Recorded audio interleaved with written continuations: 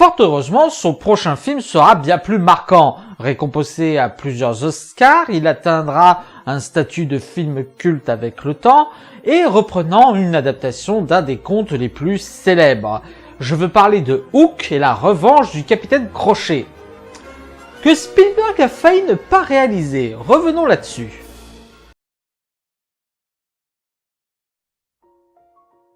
L'histoire remonte au début des années 80. Comme Steven l'a démontré dans son film E.T., il aime beaucoup Peter Pan. Et à l'époque, il avait pour projet de faire une suite au dessin animé Disney. Par ailleurs, le film était parti pour la première collaboration de Spielberg avec Walt Disney Pictures.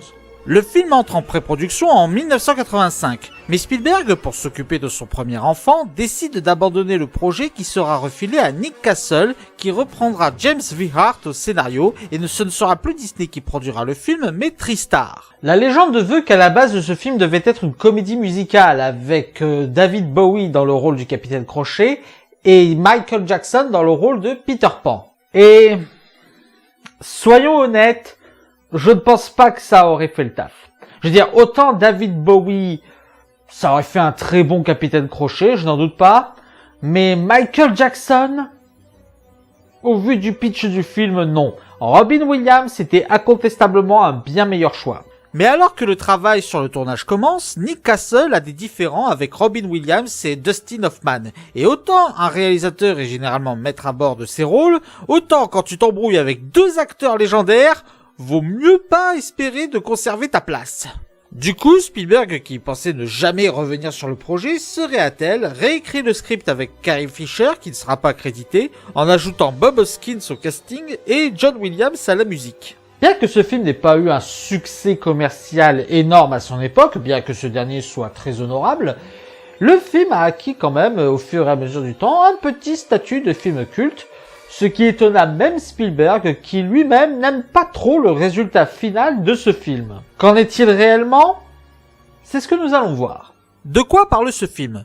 Peter Barning est un avocat qui a quelques soucis familiaux parce qu'il est trop accroché à son travail. Mais les choses se bouleversent lorsqu'un jour, ses enfants sont enlevés par le capitaine Crochet, car Peter Barning se révèle être Peter Pan. Pour être tout à fait honnête avec vous, je comprends pourquoi Spielberg est déçu par son travail. La narration est bâclée, certains effets ont mal vieilli, et disons-le franchement, c'est un film qui a un ton extrêmement enfantin. Remplaçant de prof de chimie. Rufio, renvoie-lui la balle. Mauvaise haleine. Pion de fac. Petite tête.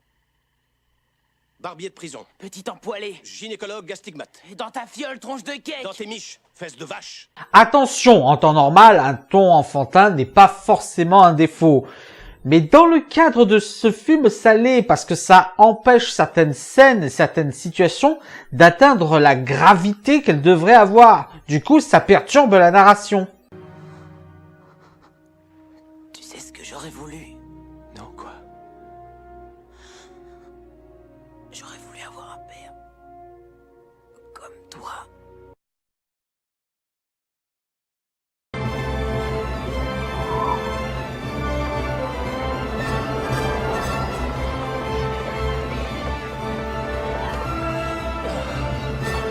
Est-ce que ça veut dire pour autant que c'est un mauvais film?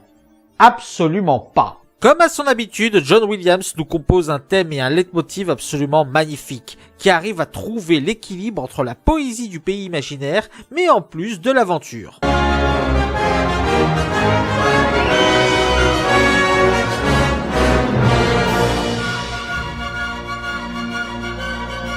Et une autre chose qui est absolument magnifique, ce sont les décors. Grand Dieu, les décors du pays imaginaire sont à couper le souffle, que ce soit la baie des pirates ou l'île des enfants perdus. Ce film a très bien su retranscrire un pays imaginaire digne de ce nom. Et même si certains effets sont un peu datés, beaucoup d'autres tiennent encore la route.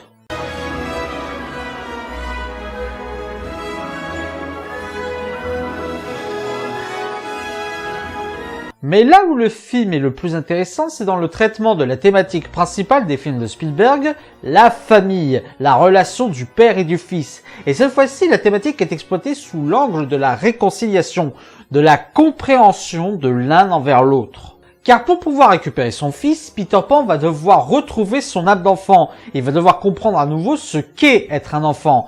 Tandis que Jack, le fils de Peter, il doit comprendre les intentions de son père qu'il aime malgré sa sévérité. Et le capitaine Crochet va essayer de détourner le regard de Jack et la compréhension envers son père pour lui offrir des illusions. Et maintenant, soyez bien attentifs, les enfants. Nous avons du pain sur la planche. Première leçon. Pourquoi les parents haïssent leurs enfants?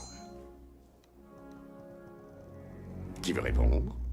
Et c'est là où l'écriture des personnages est extrêmement intéressante. Certes, Peter Pan doit apprendre à devenir un enfant, mais il ne doit pas non plus oublier ses responsabilités de parent, car il ne doit pas oublier de se battre pour ses enfants. Et on montre que Peter Pan peut pencher à un moment ou à un autre du mauvais côté de la balance, même si la narration va un peu vite de ce côté-là.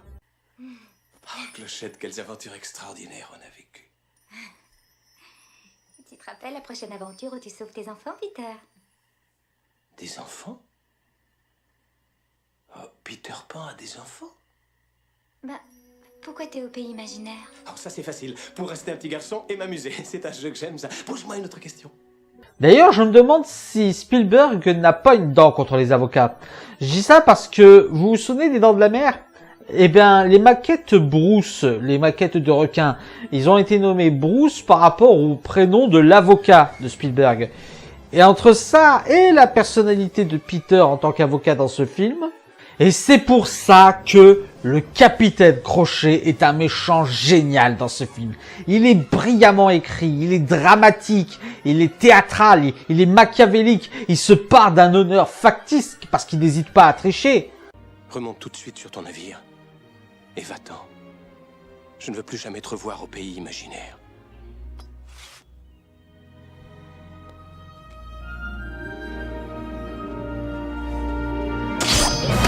Pauvre idiot! Crochet est le pays imaginaire! L'écriture est extrêmement brillante dans ce film, et également la mise en scène qui va mettre en place quelques petits éléments qui vont faire penser au rêve. Salut! On a eu des problèmes avec madame? On en aura encore en rentrant à la maison? Car oui, comme le dessin animé, le film va se terminer sur la possibilité que tout soit un rêve. On peut dire que le film est dans la droite lignée du dessin animé, ce qui est à la fois sa source de défaut, mais également montre qu'il a bénéficié d'un travail soigné. Il y a un autre travail que j'aimerais souligner, celui des acteurs. Robin Williams et Dustin Hoffman sont juste parfaits. Williams arrive à interpréter à la fois ce personnage enfantin de Peter Pan et le côté adulte strict sans jamais paraître en faire trop. Et Dustin Hoffman cabotine à fond, mais c'est totalement le personnage du capitaine Crochet. Un personnage qui cabotine, un personnage à fond dans le drama. Et ça, Dustin Hoffman l'a fait à merveille en tant que capitaine Crochet. N'essaie pas de m'en empêcher cette fois-ci, mouche. Surtout, n'essaie pas de m'en empêcher cette fois-ci, mouche. Essaie de m'en empêcher. Mouche, t'as intérêt à remuer tes grosses fesses. Viens vite, mouche. J'arrive. Empêche-moi. Ce n'est pas une blague. Je suis en train de me suicider. Et même les enfants se débrouillent très bien. Bon, il faut dire que le film a capturé certains moments authentiques, comme le moment du passage du flambeau, où aucun enfant ne savait lequel serait choisi. À qui je passe le flambeau?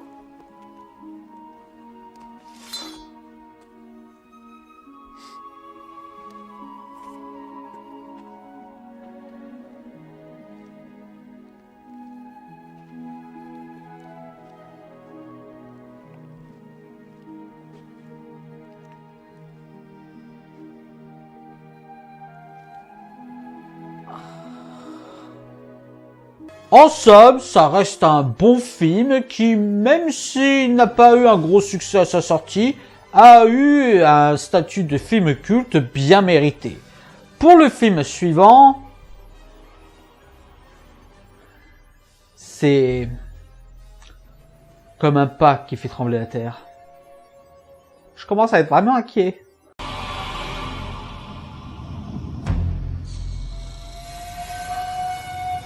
Jurassic Park.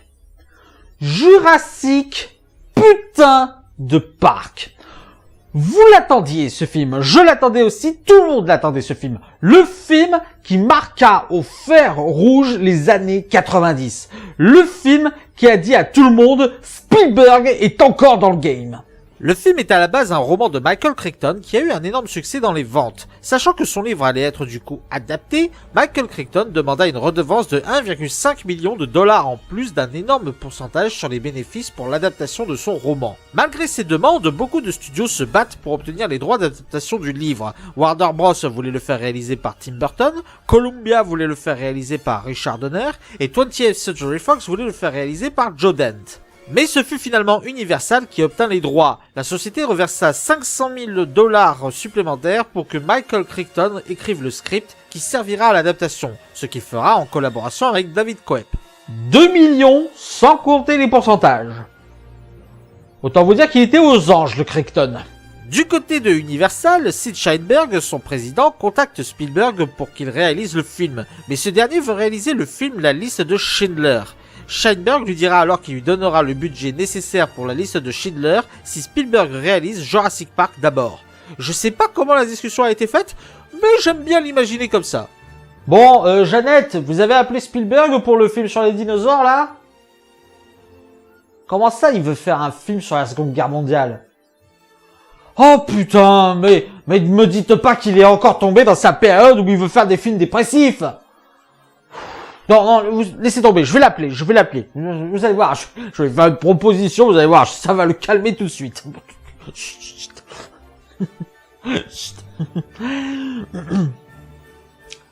Ah, allô, Steven? Ouais, c'est Sid à l'appareil. Ouais, écoute, j'étais en train de parler de toi, et apparemment tu veux faire un film sur, comment ça s'appelle? La liste de Primbert, là, un film sur le nazi, là, t'es sûr de ton coup? Ah ben non, écoute, moi, écoute, tu fais ce que tu veux, Stevie, hein. Moi, personnellement, je n'ai rien contre toi. Ton film, là, les dents de sa mère, il nous a rapporté un paquet de pognon. et ton film, là, l'autre, là, E.T. fax chez toi, ça aussi, c'est encore le recordman encore aujourd'hui, là. Alors moi, tu sais, Stevie, moi, je t'aime bien, moi, je t'adore comme mec. Toi, t'es un mec cool, t'es un mec génial. Mais, voilà, pour tout te dire, ça me gêne un peu que tu fasses ce film sur les nazis, là. Non, mais t'inquiète pas, non, on va se trouver un accord, on va trouver un truc. Voilà ce que je te propose. J'ai un projet en ce moment de film dans les boîtes, un film sur des dinosaures. Moi, je vous dis, tu me fais ce film sur les dinosaures, et ensuite, je te donne le budget pour faire ton film sur le nazi. Et tu sais quoi, on va rajouter un petit truc, si ton film sur les dinosaures, oui, parce que maintenant c'est ton film. Hein. Si le film sur les dinosaures bat le record d'E.T., hein, qui, je te rappelle, E.T., recordman depuis 10 ans, hein, et si ton film bat le record d'E.T., je dis oui à tout pour ton film sur le nazi, là. Je te fais un budget illimité, je dis oui à tout, je t'accorde toutes les finances que tu veux. Ça te va? Super! Allez, à plus, Stevie. Il y arrivera jamais. Suite à cet accord, Spielberg se mettra en chantier pour le film Jurassic Park. Et déjà au niveau du scénario, il va opérer plusieurs modifications ou retraits de certains points scénaristiques du livre, toujours sous l'approbation de Michael Crichton. Il retirera certains points pour des raisons scénaristiques, pour des raisons de budget ou pour des raisons propres à Spielberg. Ce dernier de son côté contacte pas moins de 3 spécialistes des effets spéciaux pour rendre vivants les dinosaures. Stan Winston, connu pour son travail sur The Thing, Aliens ou les 2 Predators, se chargera des dinosaures en animatronique. Phil Tippett, qui avait travaillé auparavant sur la trilogie Robocop, sur Star Wars 4 et 5 ainsi que sur Indiana Jones 2, aura la responsabilité de l'animation en Go Motion. C'est une technique d'animation qui permet à des objets immobiles de donner des mouvements naturels. Enfin, ce sera Dennis Muren, qui avait auparavant travaillé sur la plupart des films de George Lucas et de Steven Spielberg, qui s'occupera des effets numériques. Pour les cris de dinosaures, c'est assez compliqué. Certains parlent de lions, d'autres de tigres, d'autres d'éléphants, certains même parlent de reproduction de tortues. C'est assez compliqué de trouver une source viable sur d'où vient le cri des dinosaures. En ce qui concerne le casting, Sam Neill fut le choix de départ de Spielberg, si bien qu'il repoussa le tournage d'1 mois pour qu'il puisse interpréter le rôle. Pour le rôle de Ellie Sattler, Juliette Binoche fut d'abord approchée, mais elle refusa le rôle qui sera endossé par Laura Dern. Jeff Goldblum sera tout de suite casté pour le rôle de Ian Malcolm. D'ailleurs, les 3 acteurs ont rencontré de véritables spécialistes en dinosaures et en paléontologie pour s'imprégner de leur personnage. Pour le rôle du professeur Hammond, Sean Connery fut d'abord choisi, mais il céda sa place à Richard Attenborough. Ce fut après plusieurs semaines de tournage sur l'île de Kauai, dont un ouragan avait causé du retard, et quelques jours de tournage sur les plateaux hollywoodiens, que le film Jurassic Park sortit en 1993, et qui eut le succès que tout le monde connaît aujourd'hui. Ce film a atteint un statut de film culte très rapidement. C'est un film qui a été numéro 1 du box-office mondial l'année de sa sortie et qui battra le record des recettes mondiales de E.T. 10 ans après que celui-ci avait établi ce record. Bon, on en est où là avec les films sur les dinosaures là? Comment ça? Oh le con, il a fait!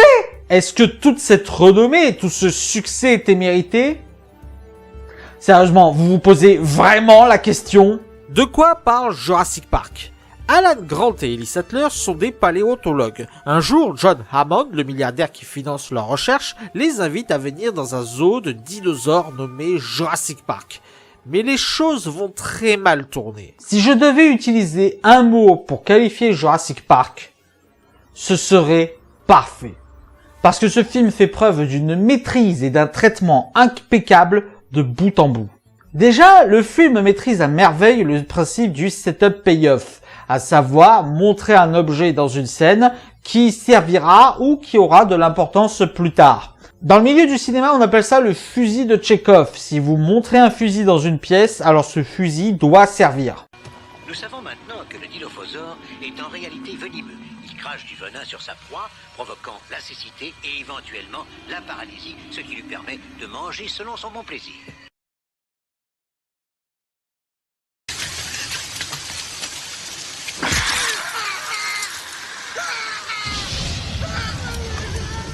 Eh bien, ce film se construit par des setup payoff tout le long. Absolument rien dans ce film n'est fait au hasard. Le moindre plan, la moindre scène, tout a son importance, que ce soit dans la narration ou dans la symbolique. Prenez par exemple le monologue d'Alan Grant au début du film. Il sert non seulement à mettre en avant le fait que Grant n'aime pas les enfants, mais sert également à nous parler des raptors et de la méthode de chasse qui sera utilisée plus tard dans le film. Il t'ouvre peut-être le ventre qui déverse tes intestins. Le pire, c'est que tu es vivant lorsqu'il te dévore. Petite futée.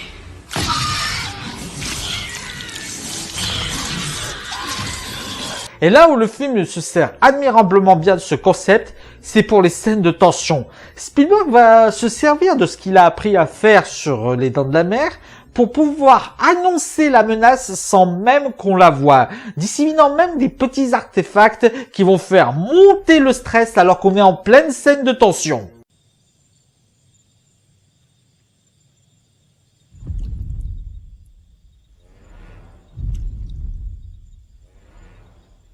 Vous avez entendu? C'est un pas qui fait trembler la terre. Je commence à être vraiment inquiet. Dépêchez-vous, dépêchez-vous, dépêchez-vous, faut foutre le camp, vraiment, maintenant, tout de suite, allez, en route. Allez, faut mettre en route. Démarrez. Encore une fois, Spielberg montre sa maestria pour mélanger l'horreur, la tension, le suspense avec la poésie, le rêve et l'imagination. En fait, Jurassic Park possède une seconde lecture très intéressante. En effet, Spielberg a remanié le personnage de John Hammond pour faire un portrait imagé de lui avec ce côté homme qui crée de l'imagination, qui crée du rêve. Et à ce titre, tout ce qui tourne autour de lui et des événements du parc peuvent être perçus comme une métaphore de la vision de Spielberg sur le cinéma. Voir et toucher. Par exemple, la tentative de vol de Denis Nedry peut être vue comme les tentatives de plagiat ou de mockbuster qu'il a déjà vu sur Les Dents de la Mer. Le fait que le parc lui échappe peut être également vu comme son ressenti personnel lorsqu'il a vu Les Dents de la Mer devenir une franchise dénaturée. C'est toujours le cirque des puces. Ce n'est qu'une illusion. Lorsque nous reprendrons le contrôle. Jamais vous n'avez le contrôle, c'est ça l'illusion. Ça permet aussi de confirmer que Spielberg n'aime vraiment pas les avocats.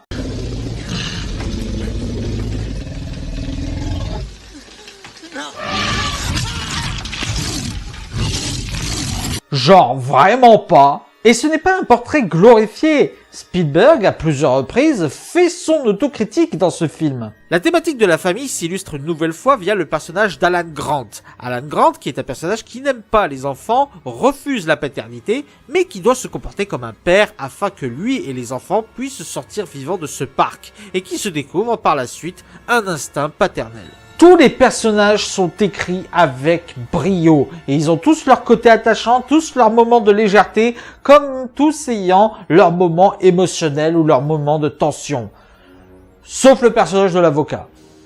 Parce que Spielberg n'aime pas les avocats. En ce qui concerne le rythme du film, encore une fois, c'est juste parfait. Justement, Spielberg a calculé ses plans et ses écritures pour pouvoir instaurer des éléments sans perdre de temps. Par exemple, pourquoi les enfants sont là ? Parce que la fille d'Hammond divorce. Il a dû partir très tôt, il veut être avec sa fille, elle est en train de divorcer. Oui. Pourquoi il y a cette visite du parc ? À cause de l'accident du début, et ainsi de suite. La scène qui illustre le mieux cela, c'est la scène du dessin animé. Il faut simplement savoir où chercher. Il y a 100 millions d'années, il y avait des moustiques comme aujourd'hui. Et comme aujourd'hui, ils se nourrissaient du sang des animaux, même des dinosaures. Parfois, après avoir piqué un dinosaure, le moustique allait se poser sur une branche d'arbre et restait collé dans la serre. Longtemps après, la résine durcit s'est fossilisée, comme un ossement de dinosaure, gardant en elle le moustique. Du coup, ça nous donne un rythme de narration soutenu qui ne se repose pas, mais qui ne nous étouffe pas pour autant. Les effets spéciaux tiennent encore la route aujourd'hui, le film a très bien vieilli, et ça c'est particulièrement grâce au mélange des effets physiques et des effets numériques. Ce film a bien mieux vieilli que des films encore plus récents. En ce qui concerne la musique, elle est devenue culte, et franchement c'est mérité. Parce que toutes les musiques illustrent à merveille tous les moments que nous montrent, que ce soit les leitmotivs pour l'émerveillement,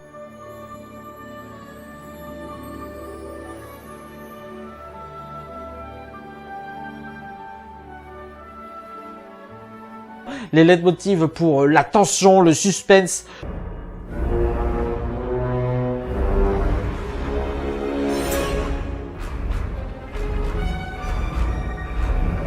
Tout est brillamment maîtrisé.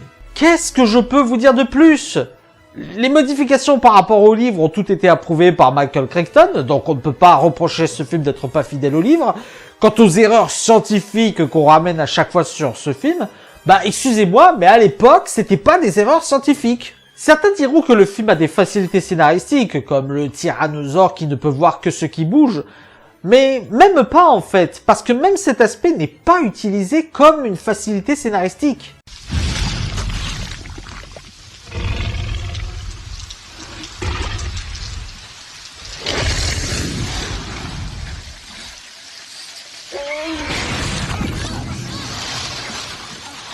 Suite à ce carton, et conformément aux accords entre Spielberg et Universal, la boîte de production lui accorda le budget nécessaire pour son film suivant. Oui, Stevie, d'accord, je contacte Liam Neeson, oui, tu le veux pour ce film, très bien, je le contacte. Quoi ? Tu veux que je retrouve tous les juifs qui ont été sauvés par Schindler ? Ça fait encore coûter du pognon, ça fait... mais d'accord,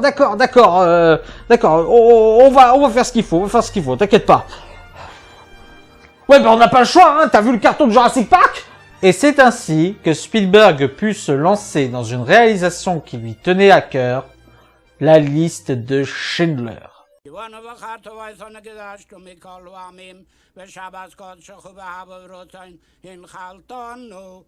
Mais avant de parler du film, parlons de comment il a vu le jour. Après la Seconde Guerre mondiale, un survivant juif nommé Poldek Pfefferberg cherche un moyen de raconter l'histoire de l'homme qui lui a sauvé la vie. Lui et pas moins de 1000 juifs. Il chercha un écrivain, tentera de faire un film biographique en 1963, mais échouera. Ce n'est qu'en 1982 que Poldek Pfefferberg rencontrera l'écrivain australien Thomas Keneally, qui utilisera son témoignage pour faire un roman nommé La liste de Schindler. En 1983, Spielberg a vent de ce livre et il est fasciné par le côté paradoxal du personnage. Car Schindler, avant d'être cet homme qui sauvera les milliers de vies juives durant la Seconde Guerre mondiale, c'était un membre du parti nazi. Il travaillait pour leurs services secrets, leurs espionnages, il fut même un des commandants de l'Abwehr.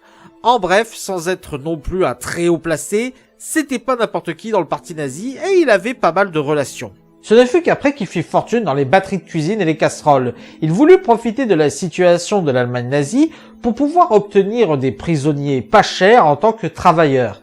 Seulement, lorsqu'il a commencé à accueillir les prisonniers de camps de concentration, il s'est vite rendu compte dans quelle situation inhumaine ces gens étaient traités. Il dilapidera sa fortune et jouera de ses relations et de son charisme pour sauver à peu près 1100 juifs des camps de concentration. Il les emmènera dans une usine où ils seront bien traités et où il prétextera de la fabrication d'obus. Fabrication dont il fera exprès de faire du sabotage. Et ce, jusqu'à la fin de la guerre et à la défaite de l'Allemagne nazie, où il dut fuir parce que même s'il avait fait de bonnes actions, il restait un nazi. Aujourd'hui, il est l'une des rares personnes à ne pas être juif, mais à avoir atteint le statut de juste des justes dans la religion juive. Et je suis quasiment certain que c'est le seul nazi à avoir ce statut. À l'époque, Spielberg est fasciné par cette histoire, mais il ne se sent pas capable de faire un film digne de ce nom en la mémoire de Schindler. Il proposa alors la réalisation à Roman Polanski. Ce dernier refusera parce qu'il trouve que l'histoire est bien trop proche de celle de sa mère, qui est morte à Auschwitz. Il proposa alors la réalisation à Martin Scorsese, qui refusera également, car pour lui, seul un juif aurait pu mettre bien en scène cette histoire. Ce qui est con parce que Spielberg a bien prouvé avec La couleur pourpre qu'il n'avait pas besoin d'être une femme noire pour comprendre leur calvaire. Mais bon, passons. Spielberg décida donc de s'atteler à ce projet dans les années 90, maintenant qu'il se sent assez expérimenté et avec assez d'assurance pour faire la réalisation de ce film. Mais il ne voudra pas de salaire parce que pour lui, ce serait le salaire du sang. Ouais, à ce point-là. Ce fut Scorsese qui recommandera le scénariste Steven Zaillian à Spielberg. La première version du script ne plut pas d'ailleurs à ce dernier. Il trouvait que cela faisait trop court et il voulait rallonger les scènes difficiles et rendre plus subtile la transition des convictions de Schindler. Pour interpréter ce dernier, d'ailleurs, plusieurs acteurs se proposèrent, dont Mel Gibson et Kurt Russell. Mais ce fut finalement Liam Neeson, relativement inconnu à cette époque, qui fut choisi. Ralph Fiennes interprétera Amon Goth, le tortionnaire, et Ben Kingsley interprétera Isaac Stern. 30 000 figurants ont été embauchés pour le tournage de ce film, et Spielberg insista pour que l'on puisse retrouver les Juifs sauvés par Schindler, ce qui donna la scène de fin durant laquelle ils déposeront une pierre sur la tombe, signe de respect dans la religion juive. La dernière pierre sera d'ailleurs déposée par Liam Neeson. Le tournage du film fut l'un des plus pénibles qu'il soit dans la carrière de Spielberg.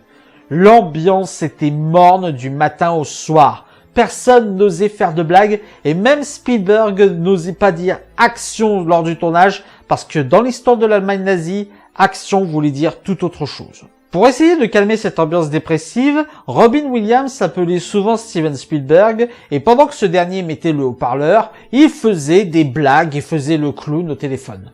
Ce film recevra un accueil critique très favorable et sera deuxième du box-office de 1994, le premier étant Le Roi Lion. Et que vaut ce film ? Il est déchirant. De quoi parle la liste de Schindler ? Oskar Schindler est un riche entrepreneur nazi qui, voulant se servir de la situation, cherche à embaucher des juifs pour la fabrication des batteries de cuisine. Mais petit à petit, cette ambition va changer lorsqu'il se rendra compte de la situation que vivent les juifs lors de la Seconde Guerre mondiale. Commençons par une chose qui ne vous aura pas échappé, le parti pris visuel du film. En effet, la quasi-totalité du film est en noir et blanc, ce qui est une décision intelligente, parce que non seulement ça permet de se remettre un petit peu dans le contexte, sachant que dans les années 40, les films étaient en noir et blanc, Mais également, ça donne un aspect de deuil au film, ce qui est approprié au vu du sujet qu'il traite. Et j'ai bien dit la quasi-totalité, pas la totalité, parce qu'il y a 5 scènes dans ce film qui s'autorisent à avoir de la couleur, et toutes ont une portée symbolique. Il y a d'abord la scène d'introduction qui nous montre une cérémonie de Shabbat. Petit à petit, la couleur des bougies passe au noir et blanc. Cela peut être vu comme étant l'entrée dans la porte de l'enfer que l'on va nous présenter, comme la vie, l'espoir qui disparaît petit à petit. Il y a ensuite la première scène de la fille au manteau rouge. Non seulement ça nous permet de la distinguer dans la foule, mais j'y vois également une symbolique liée à l'espoir. En somme, cette petite fille qui passe entre les foules allemandes, qui se cache, peut être symbolique d'une dernière étincelle de vie, d'espoir ou de couleur qui brille malgré le chaos. Espoir qui mourra définitivement lorsqu'on reverra cette fille au manteau rouge parmi les cadavres. D'ailleurs, petite anecdote, la fille au manteau rouge dans ce film, elle a réellement existé. Sauf qu'elle a survécu à la Seconde Guerre mondiale et elle s'appelle Roma Ligoka et a écrit un livre. Et accessoirement, c'est la cousine de Roman Polanski. Il y a ensuite la scène avec les bougies du Shabbat de fin qui peut représenter l'espoir qui renaît. Et enfin, la toute scène de fin avec l'hommage à Schindler. Ici, je pense que c'est plus pour correspondre à l'époque. Je vous ai dit que ce film avait un ton de deuil, non seulement par son parti pris visuel, mais il l'a également par sa musique. La musique de John Williams est une musique déchirante, une musique triste, qui a un parfum de désespoir, ce qui est la personnification de la situation des Juifs à ce moment-là.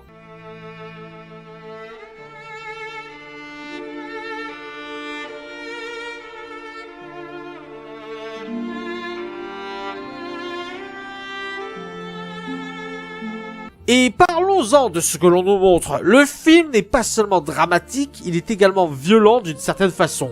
Pas violent dans le style gore, mais dans le style massacre fait dans la joie. À plusieurs reprises, on montre que les nazis prennent plaisir à abattre les juifs. Et le film n'hésite pas à prendre son temps pour montrer les temps forts. Le massacre du ghetto de Cracovie, le massacre des juifs dans le camp de Plaszów, la crémation, toutes les scènes violentes prennent leur temps. Et elles n'ont même pas besoin d'être explicites, ça peut se résumer à des éclats de lumière, ou à des bruits de piano, ou que sais-je encore. La violence est là, mais elle n'a même pas besoin d'être montrée.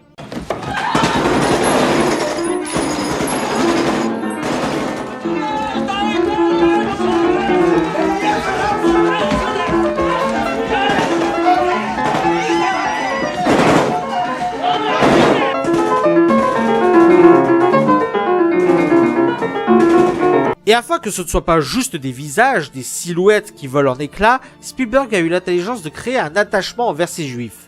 Comment ? En prenant un petit groupe et en prenant le temps de raconter l'histoire de chacun. Par où ils sont passés, comment ils sont arrivés là, leurs liens, leur mentalité, etc. Ça permet de s'attacher à eux et indirectement de s'attacher aux personnages juifs de l'histoire, ce qui renforce l'impact de leur massacre. Mais en parlant de personnages, il y en a 2 qui crèvent l'écran, campés par 2 excellents acteurs. Déjà, je veux parler du personnage d'Amon Goth, interprété par un génial Ralph Fiennes. L'écriture est très intelligente car le film arrive à le rendre humain tout en n'hésitant pas à montrer sa partie monstrueuse. C'est une ordure, un psychopathe, mais qui n'est pas non plus au point de la caricature, ce qui rend son développement très intéressant. Non, je ne crois pas. Salope de petite juive. Tu as failli me convaincre, hein? N'est-ce pas? Mais évidemment, je ne peux pas parler de ce film sans parler du personnage central de l'histoire, Oskar Schindler.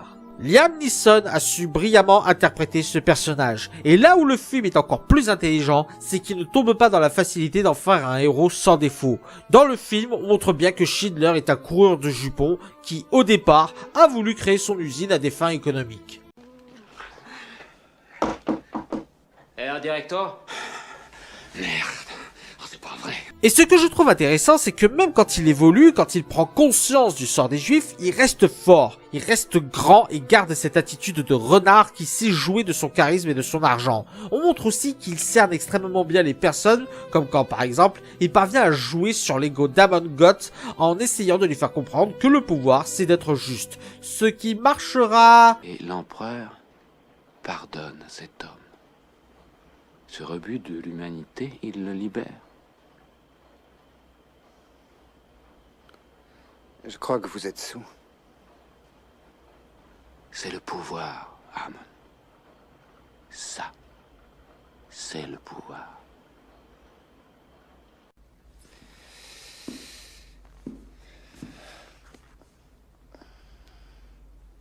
Bon, allez, va-t'en, je te pardonne. Temporairement.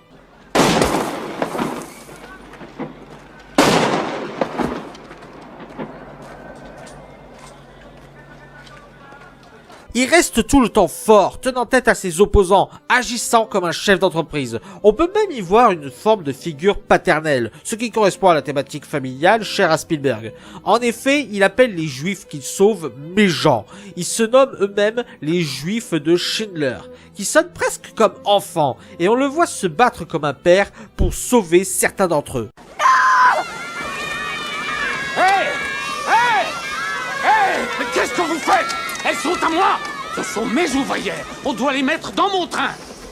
Elles sont qualifiées dans la fabrication de munitions. Ouvrières essentielles. Sauf à la fin. La fin où il craque. La fin où il se met à pleurer parce que pour lui, il n'en a pas fait assez. Parce qu'il n'a pas assez sauvé de Juifs. Et ça nous fait alors nous rendre compte de ce qu'il ressentait depuis le moment où il a décidé de les sauver. Et ça renforce encore plus l'impact des scènes. Personne de plus. Une personne, Stern. Pour ça. Je l'aurais pu sauver.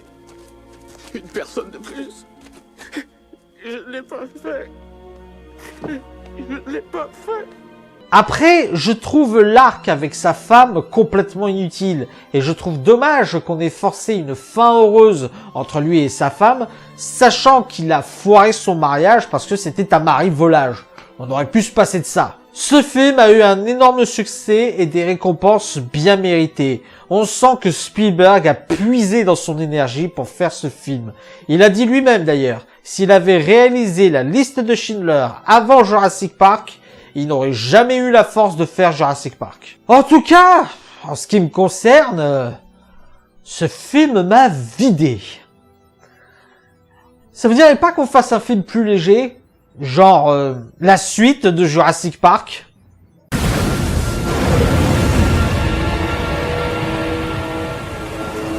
Suite au succès colossal de Jurassic Park, Michael Crichton décidera d'écrire une suite qui se nommera Le Monde Perdu, en hommage à Conan Doyle. Alors qu'au début du projet, Spielberg est intéressé par la réalisation d'une suite, sa motivation s'effiloche au fur et à mesure que le film avance. Il faut dire qu'après la liste de Schindler, il n'avait plus trop la tête à revenir à du divertissement. David Koepp se chargera de scénariser cette suite et si la fidélité par rapport au roman est un peu plus proche, il a toujours d'énormes différences. Universal se chargera de la production en ayant notamment un partenariat avec Mercedes. D'ailleurs, tous les véhicules utilisés dans ce film sont de la marque Mercedes. Comme le film allait mettre en avant principalement Ian Malcolm, Jeff Goldblum est à nouveau engagé. Richard Attenborough reprendra également le rôle de John Hammond et s'ajoutera au casting Julianne Moore, Vince Vaughn, Pete Postlethwaite et bien d'autres. Contrairement au premier film, l'accueil du Monde Perdu est plus frileux,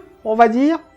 Je veux dire, malgré quelques récompenses et une place pas très mauvaise au box-office, il se ramasse quand même pas mal de mauvaise presse sur la tronche. À raison ou à tort, c'est ce que nous allons voir. De quoi parle ce film?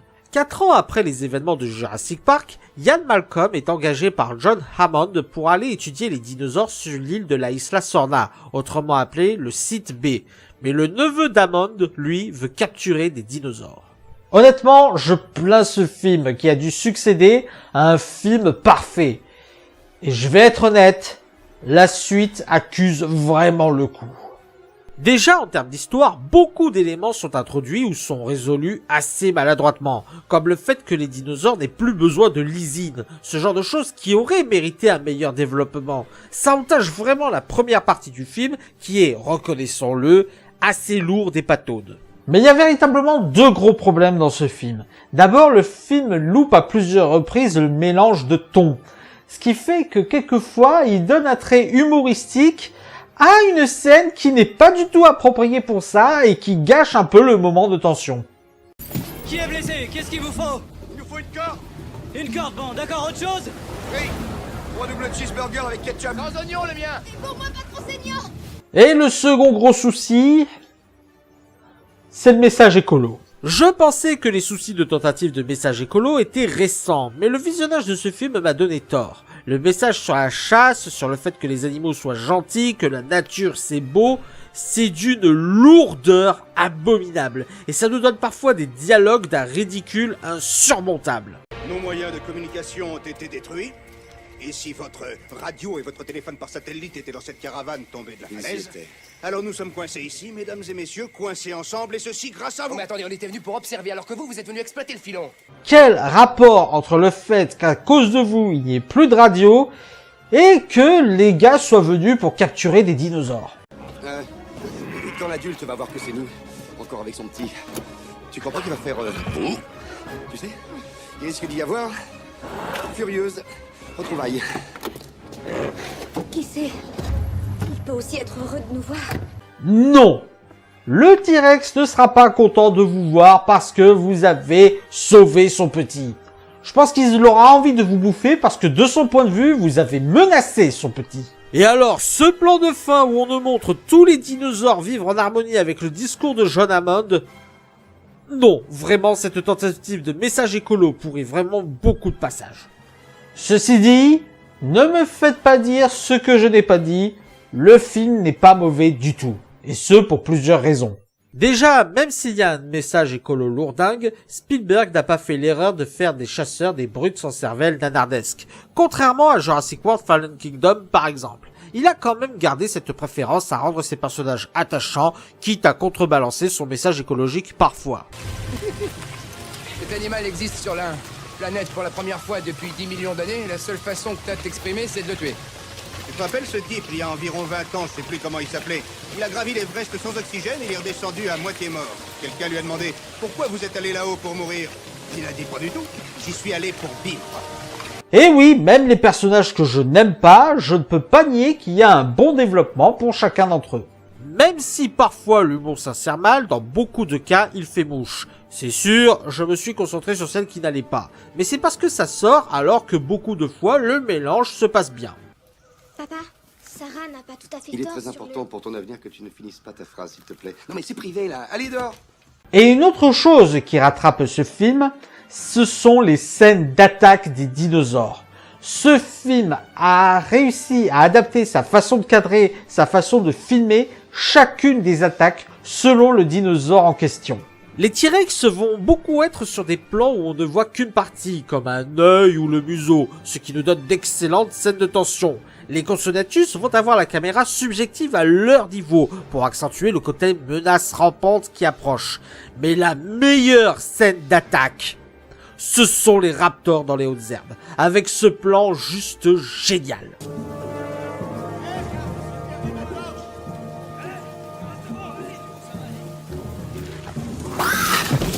Spielberg a également innové dans le traitement de la thématique familiale et du lien père-fils.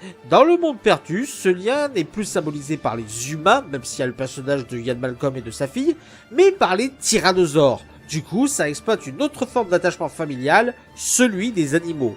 Et oui, j'ai beaucoup aimé ce segment, surtout que ça nous a donné la scène du tyrannosaure à San Diego, où nous pouvons admirer le scénariste David Coep se faire bouffer.